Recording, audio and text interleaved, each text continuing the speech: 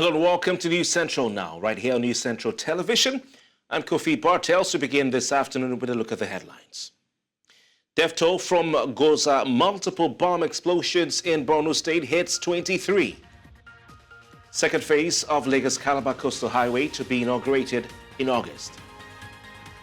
Polls close, vote counting begins in Mauritania election. Those are the headlines. We have details of those and other stories ahead on the news. Stay with us. Let's begin the news by telling you that the death toll in the Saturday twin bomb blasts in Goza town in Borno State, North Nigeria, has risen to 23. Several victims are currently receiving medical treatment at the state specialist hospital in Maiduguri. News Central's Umaru Kirawa tells us more. Well, we're joined live unfold as families visit victims wounded in the recent multiple bomb explosions in Goza town of Borno State. Magana me zai yi yaro ko magana baya yi wallahi ba abin da zai iya yin ce ne in akwai mai magana yayi wallahi ni na daga wa Allah hannu Allah ya kawo musu sauki Allah ya yaye su masu yi ma ubangijin Allah ya shirye su shine addu'a na ba wani abin da na yi sai in faɗa akan wani abu. Today is Sunday and it's a market day on Sunday, so we believe maybe their target might be the marketplace. So for now, everybody's at home, calm and praying, although with that tragedy and pain of what happened, last evening. Something that word cannot even express it. We cannot express the pain. Particularly for myself, I lost 5 of my friends, families and associates. 3 instant deaths and 2 lost their lives overnight at Goza local government, pending to the referrals this morning, which I believe it must have been part of perhaps bleeding, internal injuries also. So I can't just imagine the pain of losing 5 people at a time. So this is something I can actually not forget, because this has taken me back to memory lane of 2014 when Goza was raided by these terrorist groups.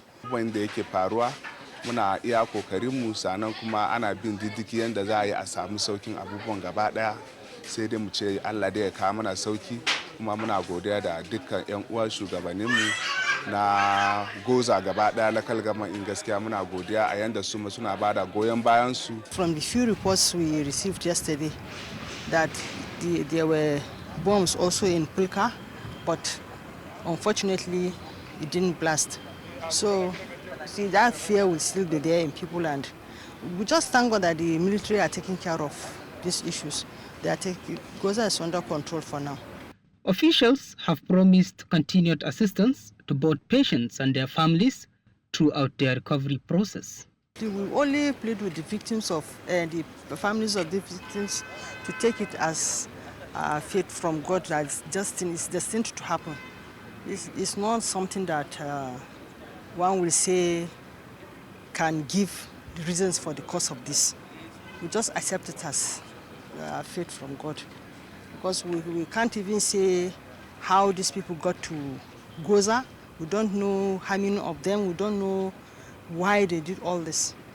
With the issue of the insurgency around, we're trying to settle people, taking them back to their places, but unfortunately this incident happened. So I call on all of us, all the citizens, the security personnel, let's cooperate so that we can be able to fish out this, because the issue of suicide bombing is not something that the military alone can actually tackle. It is something that we all can handle and tackle. So to me, I think cooperation between the civilian and the military is the best way out. The hospital staff are working tirelessly to stabilize and treat those injured, with government officials overseeing arrangements to ensure families receive necessary assistance during this challenging time. The situation is tense here at the State Specialist Hospital, Maiduguri, as families keep trooping in to come to sympathize with their loved ones. And their prayers is that they will get well soon, as the situation in Goza is getting calm. And you can see behind me, most of them are families coming from the metropolis. And the situation is that of a tragic moment for them, and then a difficult time to experience once again. And the hope now is things will get better soon and the security situation will improve. In Maiduguri for News Central, Umaru Kirawa.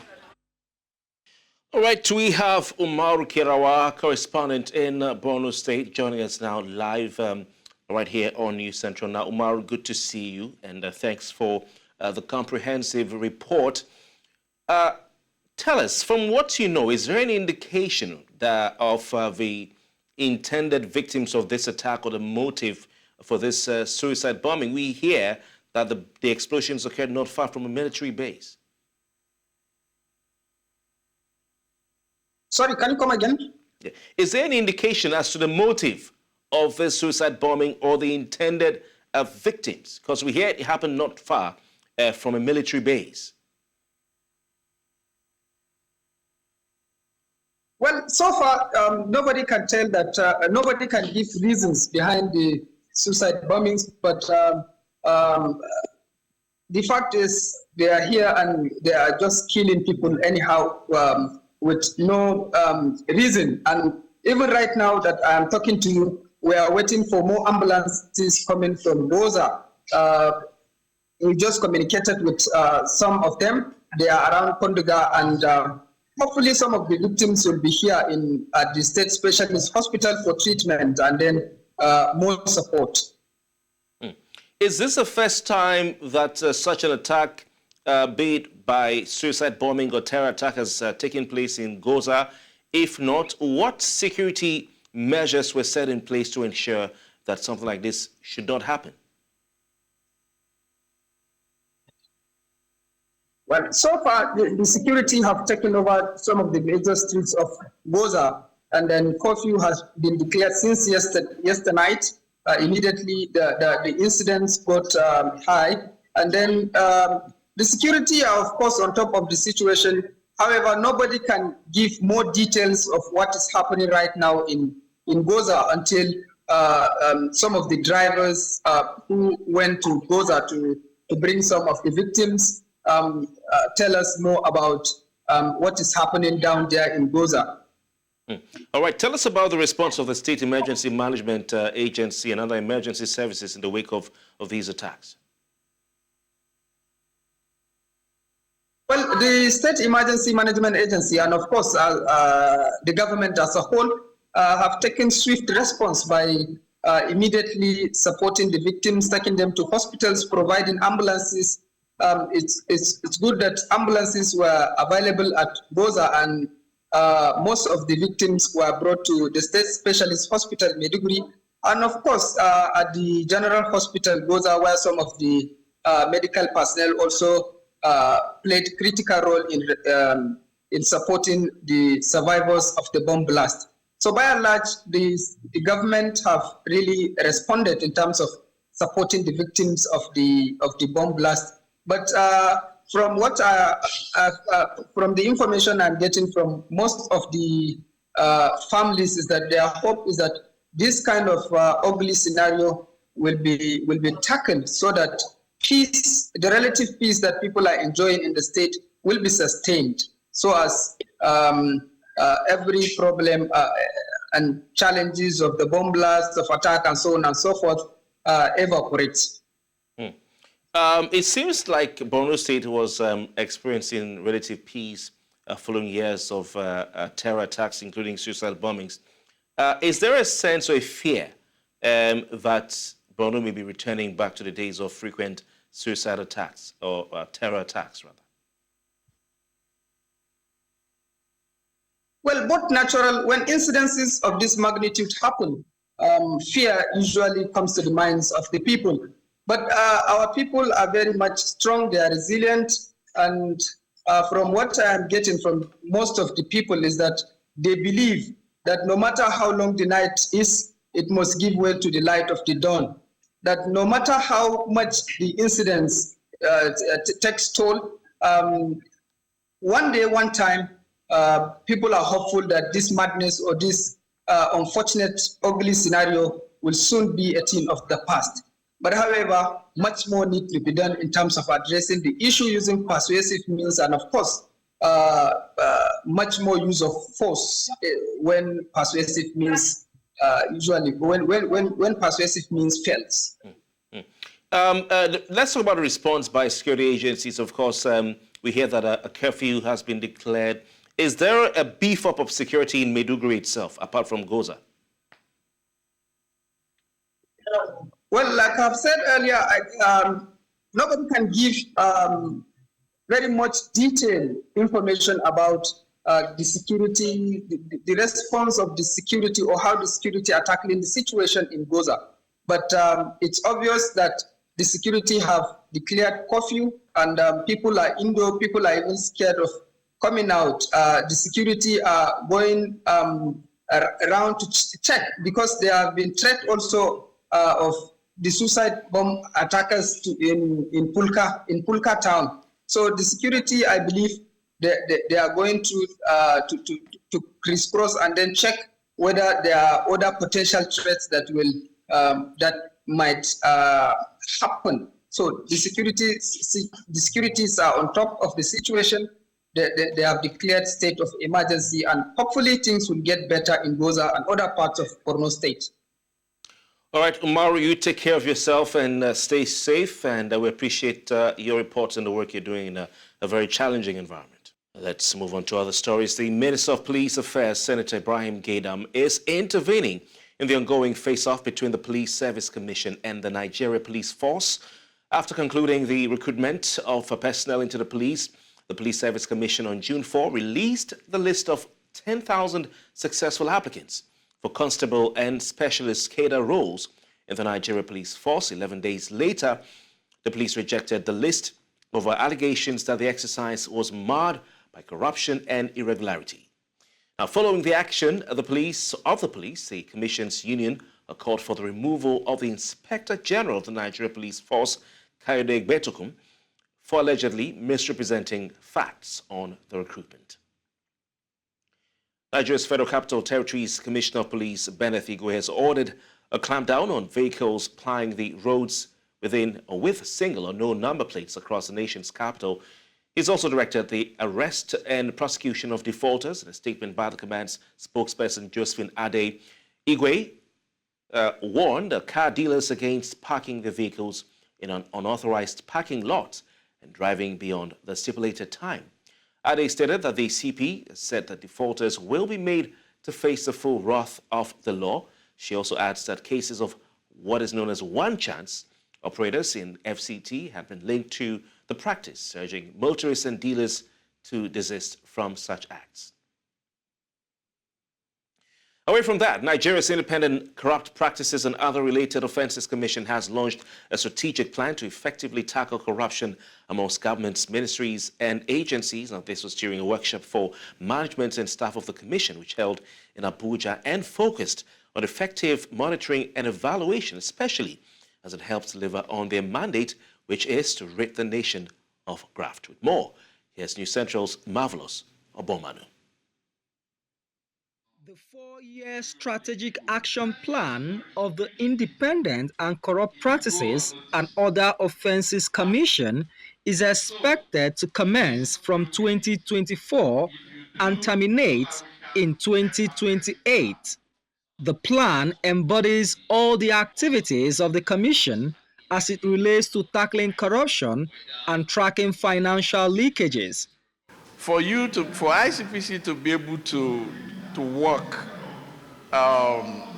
to its stated targets and objectives and goals, it has to have those clearly marked out. And in the course of the 4 years, the Commission has outlined all it will be doing, the time it will take to do some of those things, the resources it requires to do them, and our stakeholders that will help us to achieve those objectives are all laid out in the plan. Implementation of any plan comes with its own challenges. One of such could be inadequate funding to cover all you have outlined to achieve. Another one could be the problem of data. People are naturally resistant to give out information. This is about monitoring our activities, investigation, prosecution, public enlightenment, system study and review, monitoring our activities so that we are able to deliver what we promised in that strategic action plan the way we have promised it. The plan was crafted in partnership with the Rule of Law and Anti-Corruption Phase 2 program, which seeks to ensure transparency and accountability, even in anti-corruption agencies. Despite widespread support, Rolac says that the fight against corruption must continue with active participation of anti-corruption agencies, with citizens taking the lead. The fight against corruption is not like a fuel tank. Even if you fill it, it gets empty at some point. So it's a continuous thing. You can't fight corruption to a point where you say, oh, we fought corruption and there is no longer corruption, because generations come and generations too have to be educated. It's not just about capacity. You are right. There are other elements, including education, including awareness. It's possible that all of this accumulate and aggregate to the general.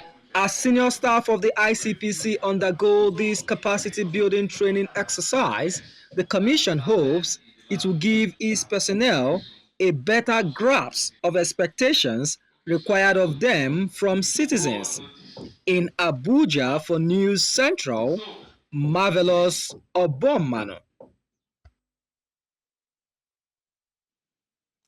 We have more stories ahead, but we'll be right back after this break. Please stay with us.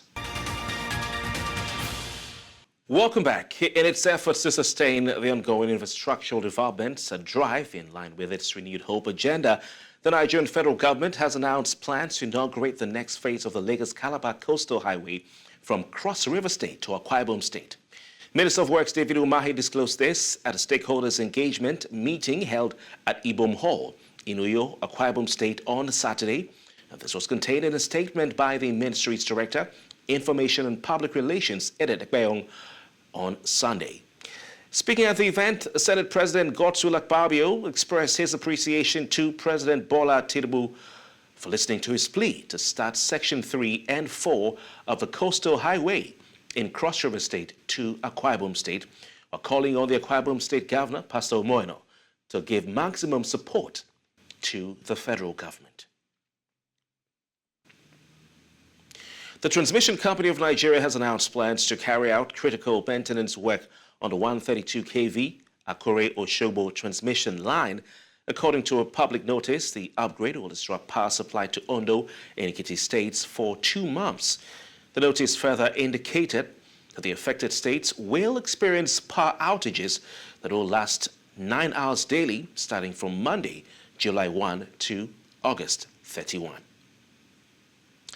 The Embassy of Turkey in Nigeria has confirmed that there is no visa ban on Nigeria's passport holders, dispelling reports that have raised concern.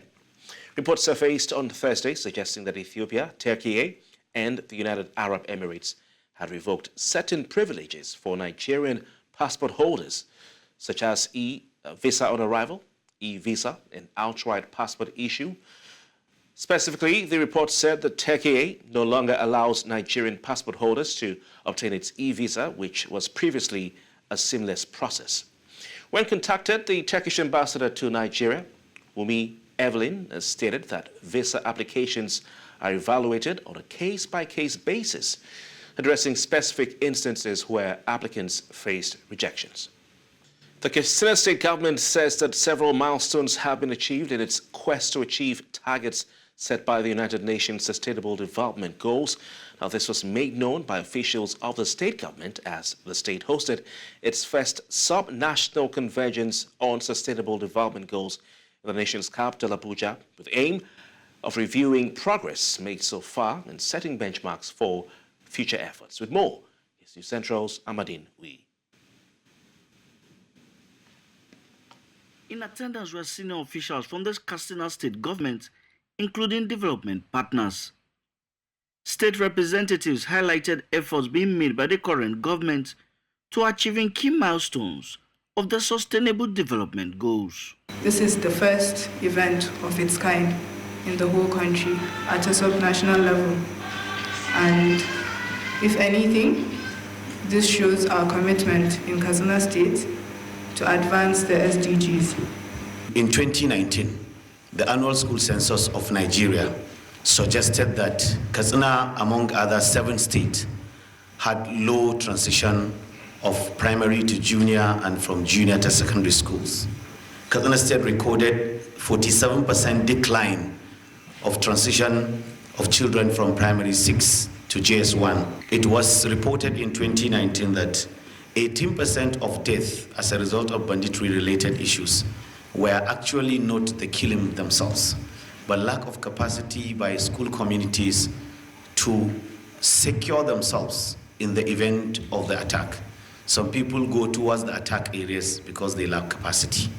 While officials say much has been invested on education, ICT, health and security, gender inclusion and climate mitigation efforts, the governor says that efforts must be made to restore confidence back to citizens. Currently, under his leadership, at the first instance, 188 secondary schools received 23 million each as a large grant to renovate, to provide toilets, to provide water points, and to address school-related issues like furniture.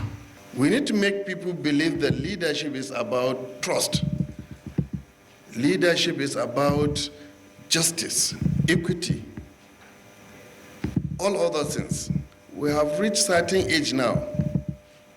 There is nothing we will do what we have not done before. At this age, we have very little time to spend in this world. He says that leadership must be accountable and responsible. If you become a governor or a president or whatever without making any meaningful impact to the people, what is the point of being there? I think we should move away from looking at it at the office and the benefit attached to the office, but you should look at the service that you are supposed to give and also about what the people will benefit out of your leadership. The benchmark is to have better people, better society, better Kano State before the end of our time. The subnational convergence on sustainable development goals was also an opportunity to review milestones achieved and set goals that will enable the state achieve its targets. In Abuja for News Central, I am Amadine Uyi. The need for a safe and healthy environment has been described as a major means of security for both lives and property in any given society. This, when done credibly, will materialize into a symbol of hope, growth, and commitment for humanity. These were the thoughts of the commander, Operation Safe Haven, during the tree planting campaign in Basa, local government area of Plateau State, aimed at conserving the environment. News Central's Chizoba Aniowe tells us more. The glory of God for the benefit of mankind.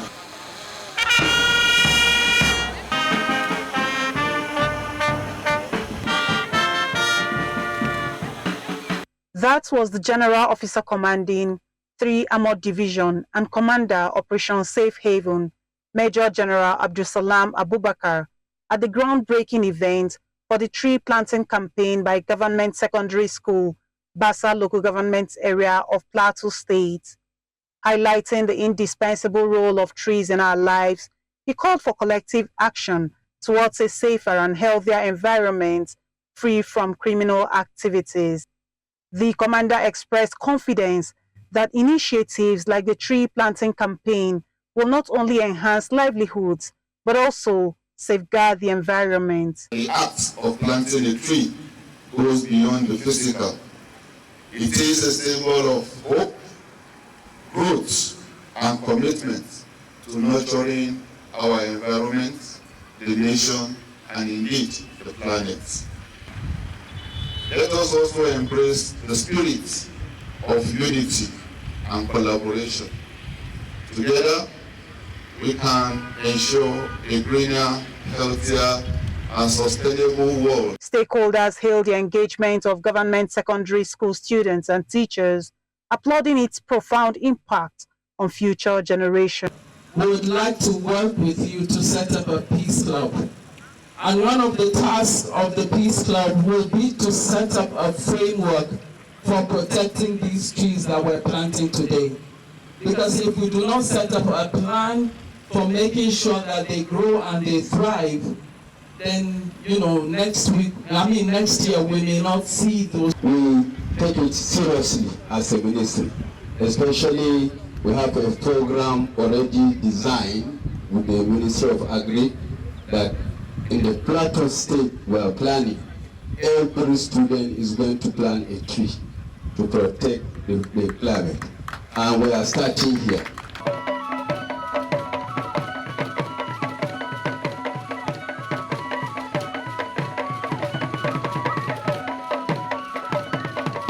That was a form of appreciation from benefiting community for some persons living with disabilities, presented with cash gifts as well as working aids by the GOC 3 Division and Commander Operation Safe Haven as part of civil-military relations in Plateau State. In Basa local government area of Plateau State for New Central, Chizoba Anyonwe. Coming up, polls close, vote counting begins in Mauritania's election. We have details of this and other stories after the break. Stay with us. We now head to North Africa, where vote counting is underway in Mauritania following Saturday's presidential election. 9 candidates are running to restore constitutional order following last year's coup. Electoral officials began counting the ballot papers immediately after polling stations closed. It is a vote to return to constitutional rule after a coup 11 months ago toppled the nation's first freely elected leader. Yacoub Ould Abdullahi says he wants a president who represents a clear break from the period of coup d'etat. Now let's stay in Mauritania. Meanwhile, the president, Mohamed Ould Sheikh El Ghazouani, had earlier expressed his satisfaction with the climate of peace, security, and serenity in which voting operations took place in the country.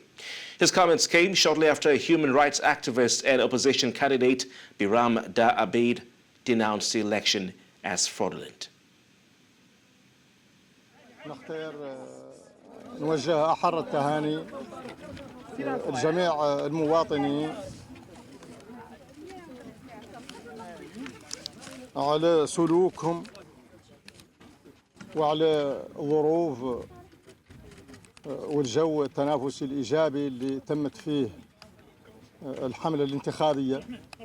نختار كذلك نعبر عن ارتياحي الجو الهدوء والأمن والسكينة اللي تجري فيه عمليات الاقتراع اليوم على كافة التراب الوطني وكذلك تجري في الخارج بالنسبة لجالياتنا المقيمة في الخارج.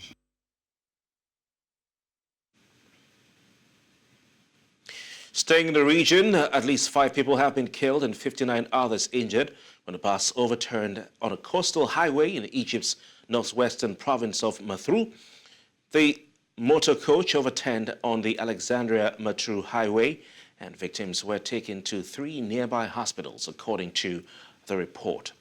Mabruk Salem, the Health Ministry's Undersecretary in Mathrou, has said in a statement that 33 of the injured were discharged from hospitals after treatment, while the rest of them were still under medical supervision.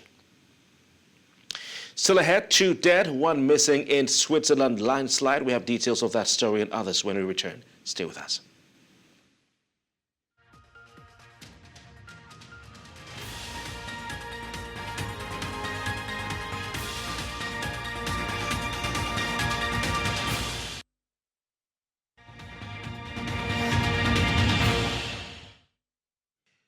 Two people have died and a third is missing after torrential rains triggered a landslide in southern or southeastern Switzerland.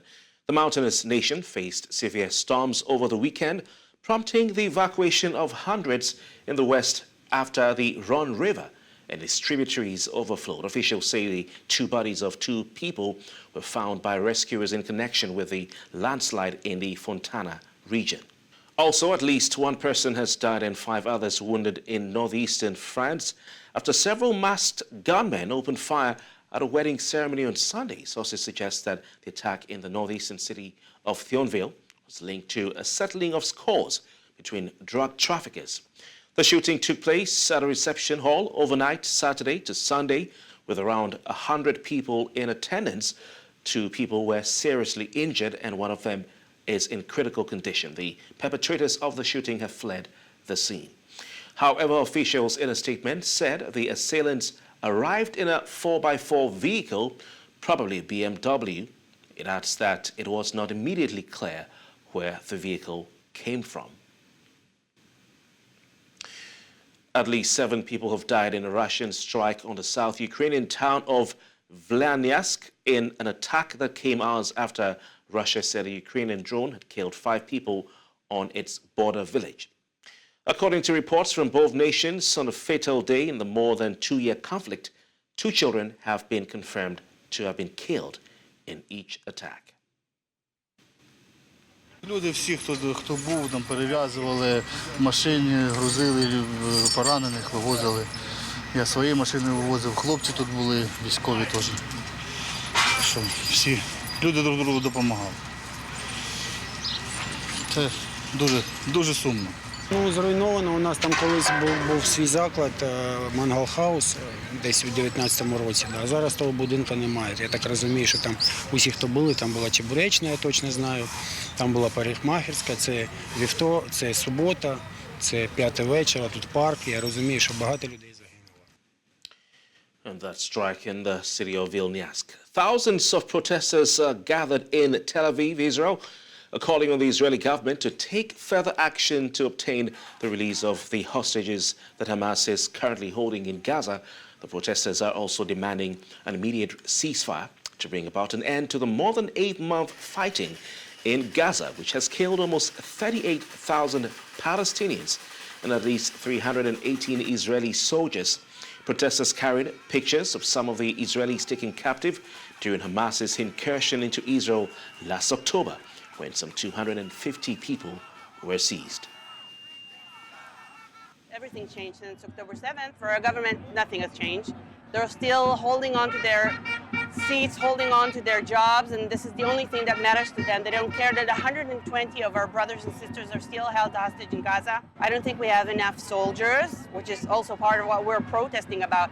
All the ultra-religious men and women, but let's start with the men. They don't join the army because supposedly they're studying Torah is keeping us safe. I would say they're failing. We're not so safe. And we need the manpower. That's the bottom line. We need the manpower to join the army and fight for this country. האמת שפשוט לא יכלתי לשבת בבית.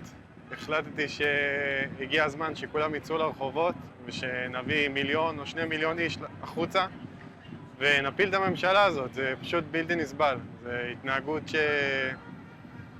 שהיא לא לאומית, היא לא ישראלית, אנחנו לא צריכים אותם פה, אנחנו רוצים להחליף ולהביא משהו אחר, שינוי.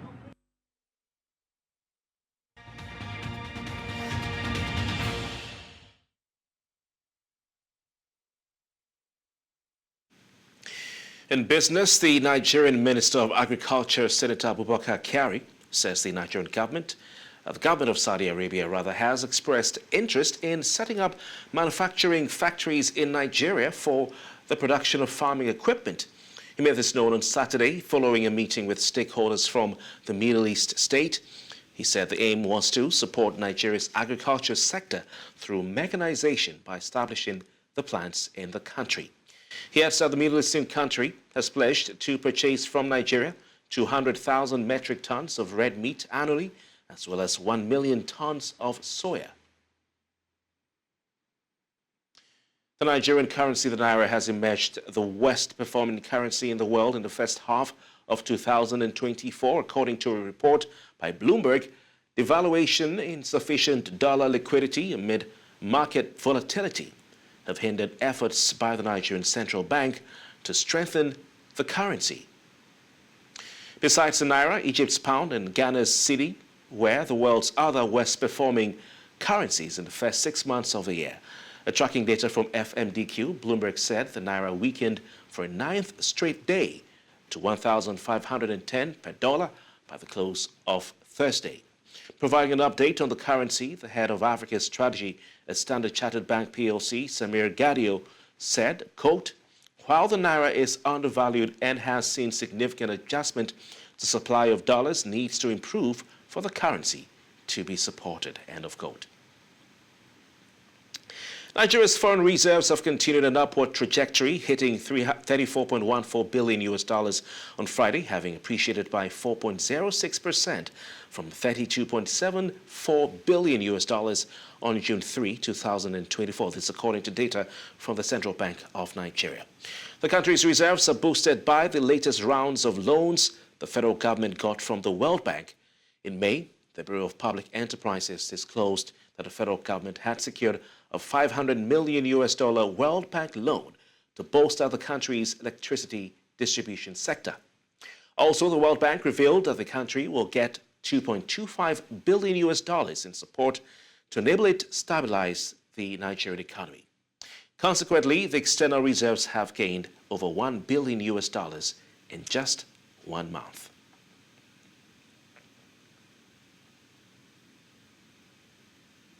Angola is gearing up to export the most oil in almost 4 years this August, demonstrating why the country decided to leave the OPEC bloc. Shipments will jump to 1.23 million barrels a day, loading plans show. Well, the Organization of Petroleum Exporting Countries had tried to set a production limit of 1.1 million barrels a day on Luanda, prompting Angola to depart from the group. Output is not directly tied to monthly exports. Angola decided to quit OPEC in December last year because the production threshold set by the group after an external review of the nation's capacity was to be 400,000 barrels a day, lower than a prior limit. That would have entrenched output restrictions and made it harder to go higher.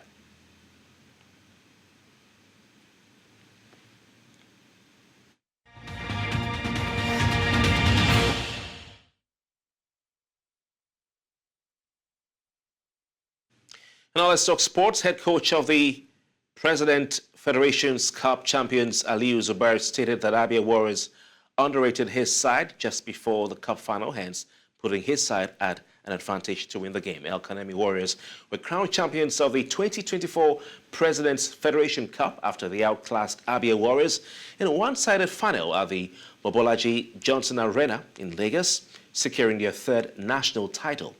Nasiru Salihu was the hero for the Maiduguri side, scoring in each half to ensure that his team qualified for the CAF Confederations Cup next season alongside Eyimba Football Club, who finished third in the just concluded Nigeria Football League season.